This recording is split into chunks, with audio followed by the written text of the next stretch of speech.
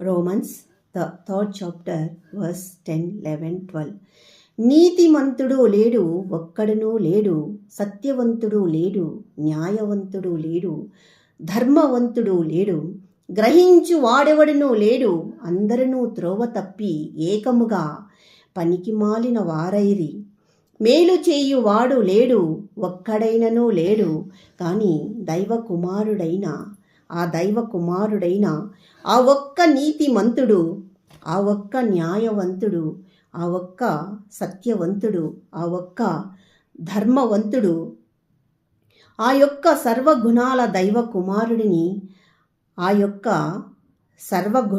దైవ కుమారుడిని ఈ భూగోళ గోళమునకు ఈ సర్వగుణాలు గల స్తంభాలుగా చేసి, ఈ భూగోళ గోళమునకు ఈ సర్వగుణాలు గల స్తంభాలుగా చేసి, ఈ చీకటి లోకము